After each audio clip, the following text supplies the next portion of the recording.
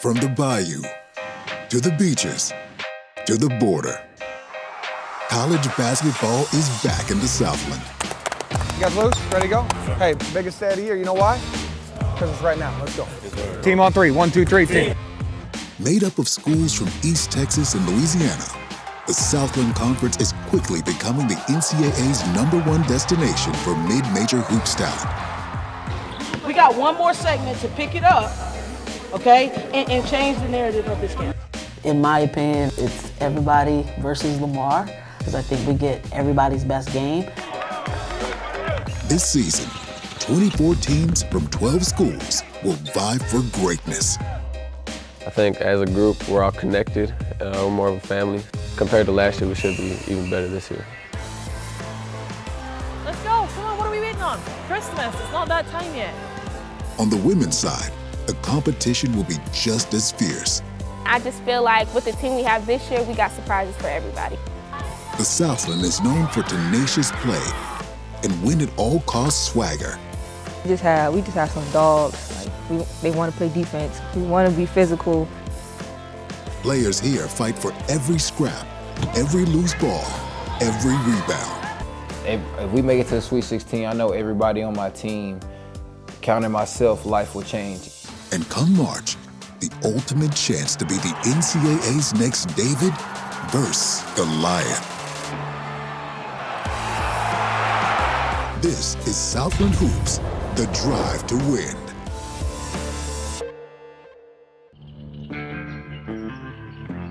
On this episode of Drive to Win, we start by turning our attention to the Bayou Bandits, who last year brought a powerful new swagger and dominance to the Southland.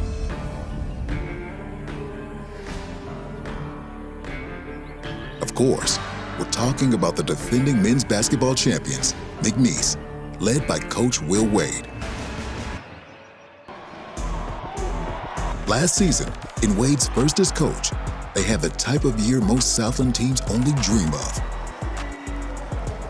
They posted a 30-4 record and won the conference title before eventually bowing out to Gonzaga in the NCAA tournament. But before becoming the belle of the ball at McNeese, Coach Wade was already known to college basketball fans from his time as head coach at LSU. What's the short version of how you ended up here as coach of the Bayou Bandits? I got fired at LSU is the short version of how I ended up here. I got the LSU job, I was 35 years old. I was the youngest head coach in a power conference. And so, you know, the faster you rise, the faster you fall. Came to a pretty abrupt end because of the scandal. Wade was dismissed from LSU after being caught on an FBI wiretap discussing improper payments and recruiting violations. A scandal that shook college basketball. After serving his penalty, Wade is looking for redemption in McNeese. In hindsight, it was tough, very tough at the moment, but you know, sometimes you need to get knocked down and it's time to start climbing back up, and that's what we're doing here at McNeese. Try to climb that mountain again. Last season under Coach Wade, they seemed to soar right to the top of the mountain. At times, more like a traveling highlight reel than just a basketball squad. It was a lot of, I could really go all day when it comes to memorable moments. It was a lot of memorable moments last year. No!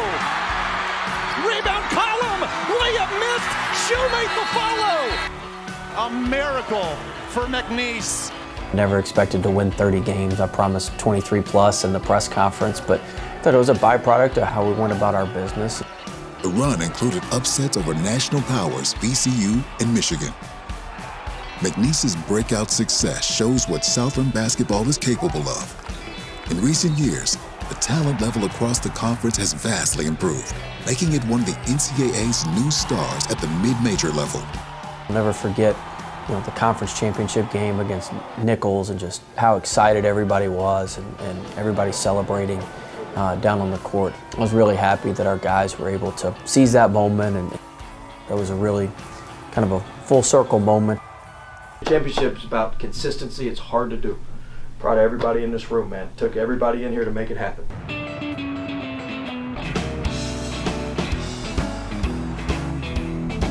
Wade has fully embraced the local culture, making regular appearances at his favorite Lake Charles restaurant, where the bond between the community and McNeese basketball is palpable. It's awesome. I mean, he's cool.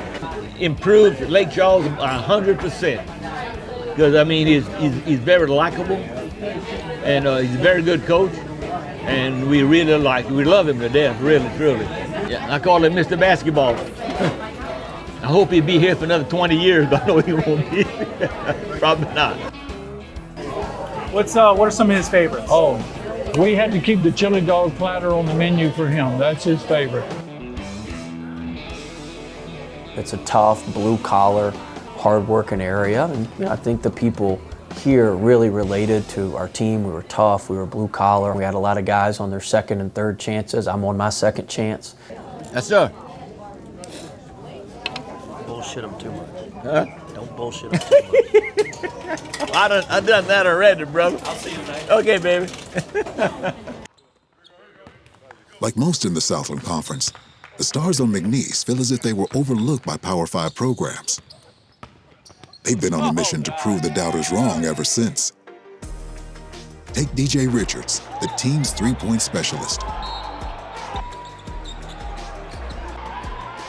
I averaged 27 my senior year of high school.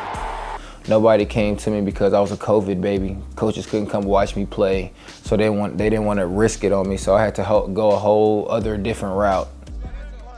Richards spent his freshman year playing at the University of Texas San Antonio before transferring to McNeese. I entered a portal, and it was a lot of schools talking to me, but you hear Will Wade, you like, it don't matter what school he going to, I'm going over there with Coach Wade. He sends out pros, that's what I want to be. DJ was one of the best three-point shooters in the country. Last year, shot 46% from three. He's Mr. Personality. Viewers will get a sense of that. You know, if you were to kind of throw out a scouting report for your team this year, what would it be? Good luck. That'd be my scouting report. I'd tell them good luck. While Richards brings an outspoken swagger beyond the arc, power forward Christian Shoemate lets his game do the talking with a seemingly relentless string of highlight reel dunks. Yeah, the shoe slams. He was on SportsCenter Top 10 a ton last year, and he was the Defensive Player of the Year in the league. And there's always 2 or 3 plays a game. I think he's the only guy that can make those plays, and so we're very fortunate that he plays for us. A lot of the stuff that I do, like, it seemed crazy and it looked crazy, but like, it's real safe to me. I don't think I really did anything that was too out there yet. Good, yes. Good, good, good, good. Box hokey, box hokey. This year, by way of the transfer portal, they've also added guard Brandon Murray, a dynamic player who's had quite the journey. Last year at Ole Miss, before that at Georgetown, and before that, playing under Wade at LSU.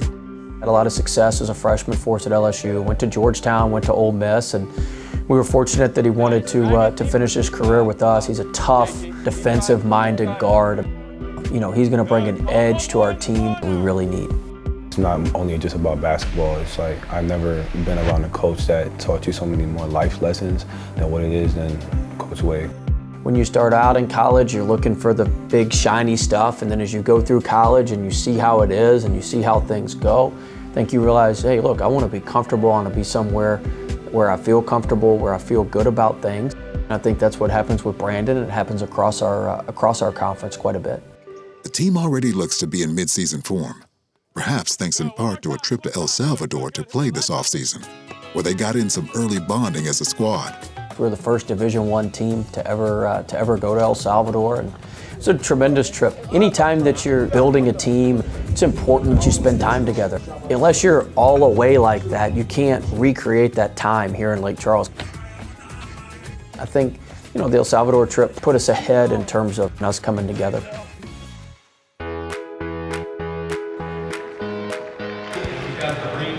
Our guys have not seen the rings, and so we're going to put a bow on last season and hand out some rings, introduce the new guys, and then we'll turn the page to this coming season. McNeese looks poised to pick up right where they left off, aiming not only to repeat as Southland champs, but to make a deeper run in March Madness. We got to make it to the second weekend. You win your first 2 games, you play in the Sweet 16, like, that's our goal. If we make it to the Sweet 16, I know everybody on my team, counting myself, life will change.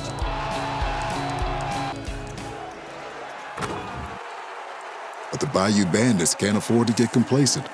Every team in the Southland has their eye on McNeese, hoping to take down the reigning champs. Going from the school that gave us Joe Dumars to just across the border where Billy Tubbs once roamed the sideline, McNeese's biggest rival, Lamar University, is ready for a showdown. As you get to the corner, then let us come get you. And if your guy overplays, now we can get a layup. The Cardinals were once NCAA tournament regulars. A legacy coach Alvin Brooks has been reviving since he took the helm 4 years ago. My mission and my goal was to return Lamar basketball back to where it once was. NCAA tournament in 79, 80, 81, 83, 2000, and 2012. Coach Brooks speaks from experience. He's part of Lamar's championship legacy himself as one of the all-time greats in Cardinal history. He led Lamar to the NCAA Sweet 16 in 1980, leaving an indelible mark as a player before returning to revive the same spirit on the sidelines.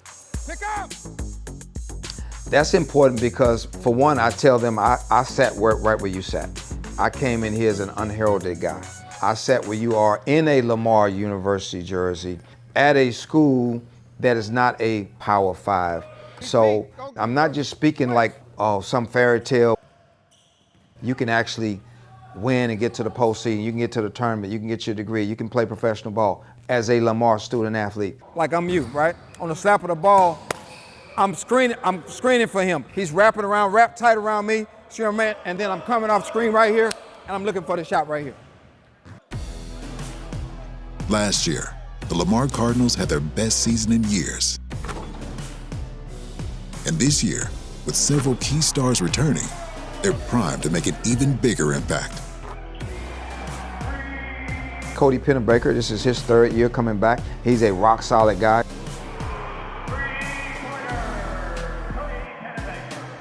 I think as a group, we're all connected. We're more of a family, so I think compared to last year, we should be even better this year.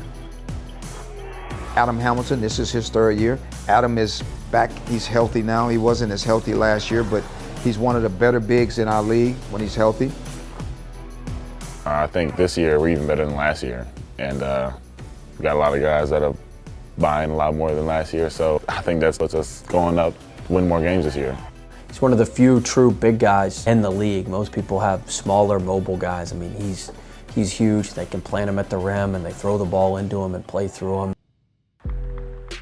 Lamar has also added talent by way of the transfer portal, including Andrew Holyfield, who returns to his hometown of Beaumont, Texas. Beaumont's own Andrew Holyfield is my kind of guy. I love a great story. Here's a guy that at one time was not on any Division I school's radar, and then all of a sudden 3 years later, he's not only a Division I player, he's a Division I player at his hometown school, and he's gonna help ascend his hometown school to a higher level in the world of college basketball. It's honestly, as a kid, being able to be in that Lamar jersey is something I always dreamed about, so I'm glad to have this opportunity. The leaders of the Lamar squad share a common trait with other stars across the Southland Conference, an undeniable grit and a fierce drive to prove doubters wrong. They come into this league and they kind of been through some things. Sometimes there's a chip on their shoulder. These guys are physically and athletically just as good as any McDonald's All-Americans, some of the guys we have. And they just, need the opportunity to prove themselves. And I think it makes for a very competitive, challenging league.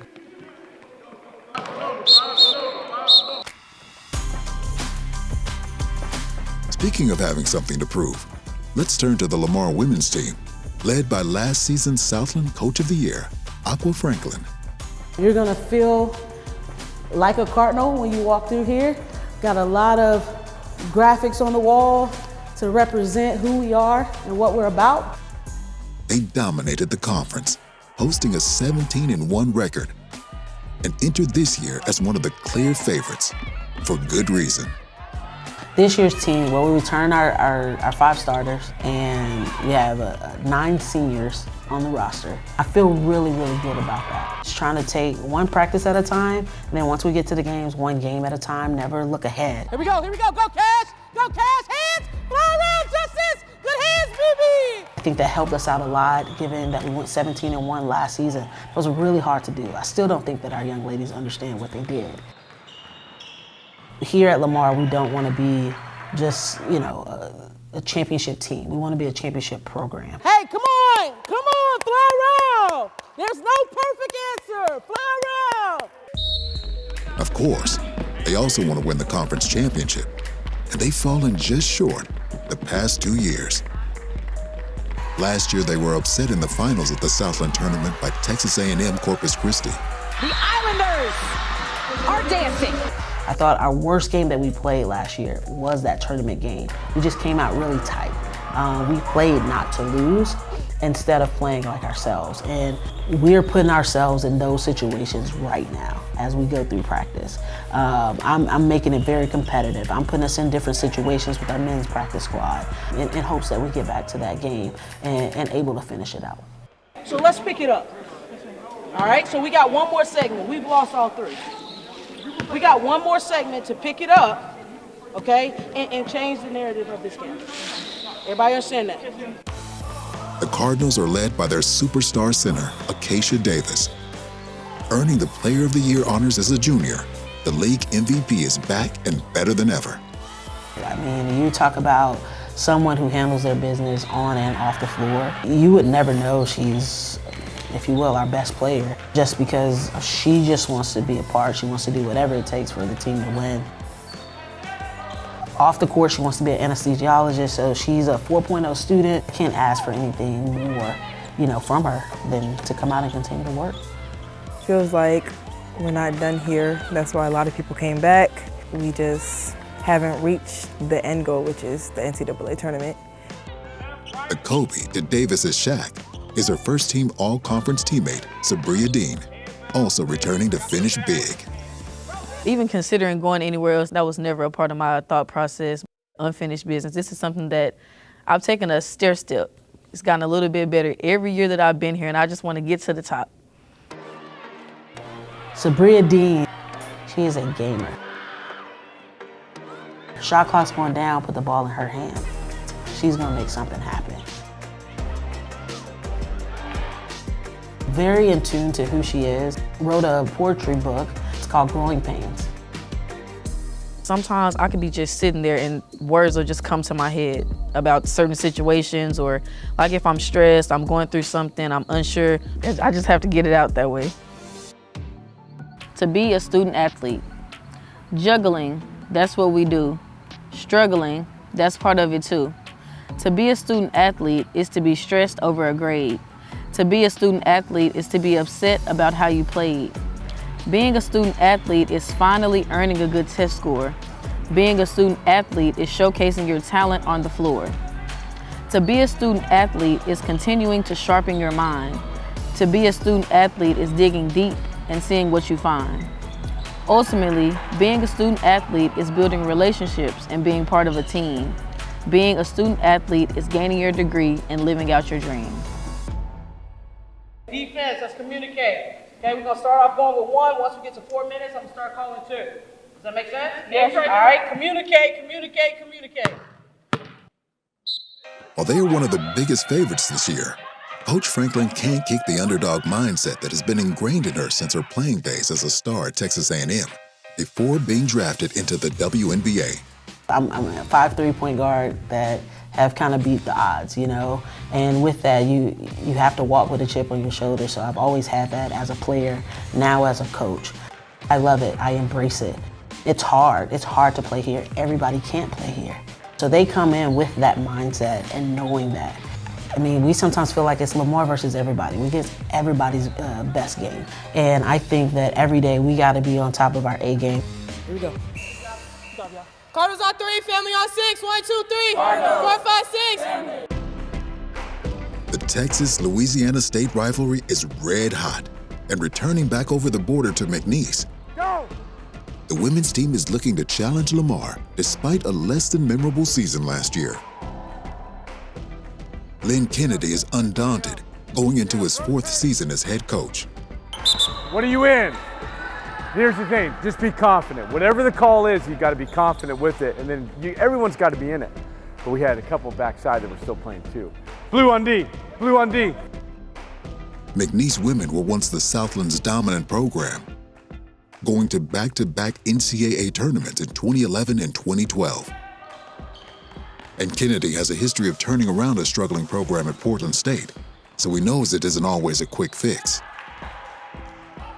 You know, rebuilding, with the portal now, everyone wants to happen overnight, but it doesn't, a lot of times, it doesn't happen overnight. To take on Texas this year, Coach Kennedy is relying on a new crop of homegrown Louisiana talent. This year has really felt like a breakthrough season as far as recruiting and being able to keep some of the Louisiana players at home, get a couple players that transferred back, and then we want that too, especially Southwest Louisiana players that can stay home and really have that home crowd and then elevate who we are as a team. Kiara Ellis, a Shreveport native, comes aboard after 3 seasons at Arkansas State. Dynamic player out of high school, one of the top players in Louisiana. We're excited to see her really get to that next level. One, I want to be closer to home, and then 2, I feel like Coach Mike valued me as a player and also as a person. Then there's Lake Charles' own Paris Guillory. This hometown hero won back-to-back state championships and MVP honors while starring for St. Louis Catholic High School in Lake Charles. She returns to the nest after an injury-plagued season at Louisiana Tech.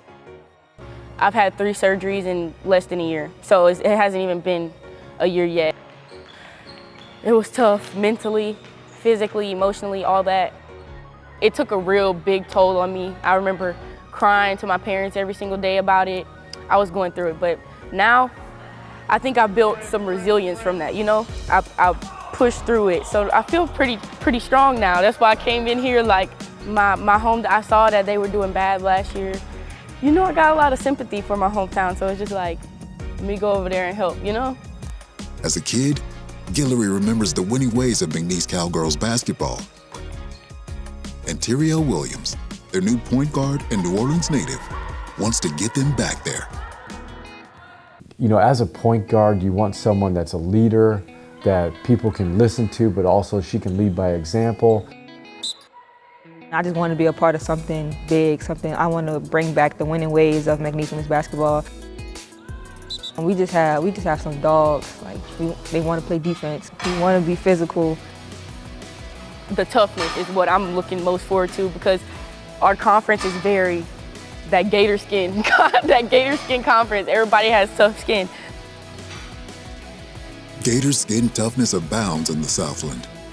And our next school, Houston Christian University, is no different. To get there from Beaumont, we hop on Interstate I-10 West to Houston, the largest city in Texas. Here, HCU, a private religious college, is located on a quiet campus, hidden away from the hustle and bustle of the city. I mean, we're very lucky because we're in Houston, and that for us, like our kids love being in the city. It's a very quiet campus, but it's very pretty, and so you feel like you're kind of out of the city being on campus, but you have it on your doorstep if you want to go and do things. In 2022, Coach Donna Finney and her women's team were the Southland's regular season champs and went to the NIT, their first postseason appearance in D1 program history. Good job, let's go Blue, let's go Blue. Both the men's and women's basketball programs here are in a rebuilding phase, having finished near the bottom of the conference last season. But with an emphasis on high school recruiting, Finney says all is going according to plan. Let's go, come on, what are we waiting on? Christmas, it's not that time yet. The way that our seasons flow here pretty much go with our recruiting classes. When we won the league, we won that with a group of kids who'd been together since they were freshmen. And it was the end of their junior year. And we said when we recruited them, if we can keep this group together, they can win this league. And we did that. And so last year we had 6 freshmen. And anytime you have that many underclassmen who are being relied to play, obviously you're going to go through some bumps. But that's something that we take pride on here. We really want to recruit people that will be here for 4 years, that will become a family, that will grow together, and will give themselves opportunities on the court and off the court. With a few pickups from the transfer portal, Coach Finney is confident that their core of returning underclassmen will be raising trophies again soon. Also confident, junior guard Victoria Dixon. Okay, so we have Erin McGuire, the unstoppable point guard. She throws dimes. She can read the court with ease. We have Max. She attacks the rim. Can't nobody stop her when she's going downhill. We have KP. She has amazing moves to get to the rim. We have Tiff. She's our post. Can't nobody stop Tiff, and they're going to find that out soon. We have Hannah, and that's our dog on defense. We ain't no Huskies for no reason. And I just feel like with all our people and pieces that we have, we're going to be unstoppable. Finney recruits heavily overseas, making the HCU locker room into a hard-court United Nations with players from Luxembourg, Northern Ireland, Australia, and 2 Swedes, Tove Caesar and Makola Bagayigu. Jag har inte läst sidan i alla fall. Jag har inte heller läst, så vi kanske får fråga Ava om hon kan hjälpa oss. Ja, vi kanske får kolla på hennes papper. Ja. Got on the Duolingo app and was like, let me try and learn some Swedish, thinking it can't be that hard, right? Swedish is not easy to learn. What is hello in Swedish? Oh, now you put me on the spot. I can't even remember. Hey, H-E-G, I think it is. If HCU has become a top destination for international players, it's because Finney has a secret weapon. She was once one of them. A talented young player from Edinburgh, Scotland, who made the leap to the great state of Texas to play for Lamar on a Division I scholarship. My ability to kind of connect with them in a way that I've been in your shoes helps, and I think it helps the parents trust me a little bit more too, because they know that I'm going to take care of them. Like, it's nice to have other internationals for this type of experience, because it is hard to come across the world and just like start this whole new life. Like, we can't just go home on the weekends if we want to, that kind of way. So we can always like have each other's backs with that type of stuff. You know, when you come here from overseas, you don't have bedding, you don't have any of that stuff. And there are things that we as coaches have to make sure they have, because it's not like someone rolling in here from, you know, that has moved here from San Antonio with their parents and they unload 2 carfuls of stuff.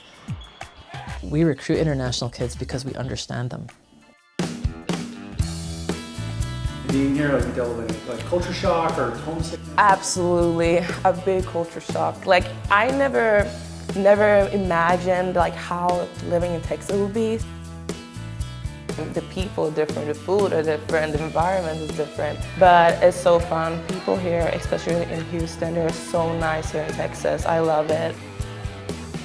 What's don't mess with Texas in Swedish? Lek inte med Texas. Don't play with Texas.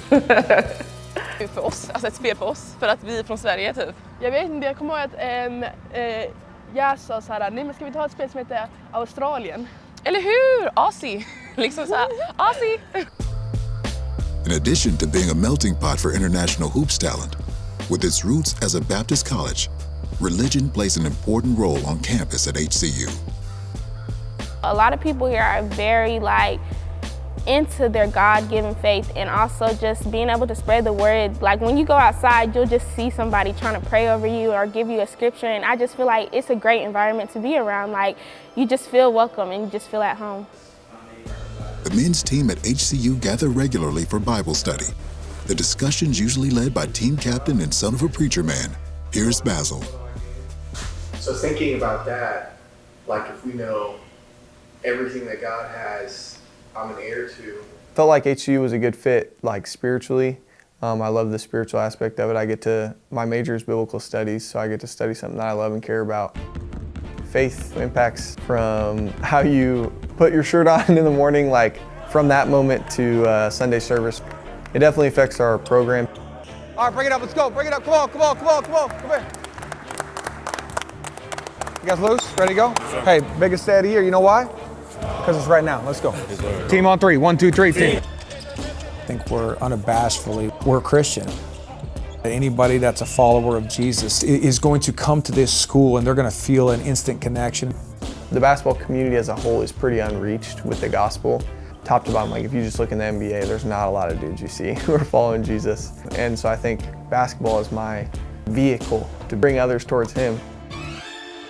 Now real quick, let's just a little refresher on this. We want to go chest to chest, wide arms. Come on up. Let's go body them. The key is you cannot give up baseline side on the double. First-year coach Greg Doty arrived at HCU after winning 3 national championships at the Division II and III levels. When you take over a program that was 6-23 the previous year, the first step for you is to become competitive. The first step for you is to bring in a roster of guys that love basketball, that want to get along and battle each other every day in practice, and then turn around and realize that we're teammates and then come together and battle somebody else. And that when you play Houston Christian, that they're going to play hard all game long and that they're going to come and do everything they possibly can to compete. Is that going to turn into wins? We hope so. Will it happen this year? We'll see. Through the portal, Coach Doty has brought in some important new pieces. Players like sophomore guard DeAndre Samuels. So DeAndre is probably our biggest surprise so far. He had an incredible summer and has doubled down this fall as well. A Division II transfer, he was Gatorade Player of the Year in Colorado out of high school, averaged 25 points per game, won a state championship. Elijah Brooks, a transfer guard from North Dakota, was first drawn in by his new coach's unbridled enthusiasm. We went to this restaurant and he told the waiter, he said, bring out a piece of cake, right? Next thing you know, like the cake was out and it said, welcome to HCU on the plate. So I was like, yeah, I'm at home. For forward Damari Williams, who previously played at both Arizona State and Oral Roberts, Houston Christian offers a chance to both return to his hometown and keep his faith center stage. I've always known about Houston, now Houston Christian, but Houston Baptist, and I've always known it to have a good program and just the Christian environment. You can't go wrong with that. It's something that, for me, having faith is just in my day-to-day. So it was just a great opportunity that they reached out when I was in the portal, and it only made sense for me to stay home. With this holy trinity of faith, family, and basketball, Coach Doty sees a foundation for the future that, with time, will net big results. It goes back to it constantly. Ball pressure is king on this stuff defensively. When guys make a concerted effort to trace the basketball to get as high as they possibly can and to force either lofts or tips on the ball, it's going to give an advantage to our whole team. We have to continue that mindset. Okay, Coach, let's go live action. You wake up every morning hungry because you're trying to meet expectations that you set for yourself and then supersede those. We're taking that excitement, that can-do attitude to be here, and we're not making excuses. We understand some of the challenges that are here, but we also understand the advantages we have being here in the city of Houston, being at a faith-based university and being at a school that can attract people from this city to come back. That's going to be our biggest thing in the portal in the future, is what Houston players come through Houston Christian and have this be a landing spot for coming back through, because if it can be that, we can be really successful.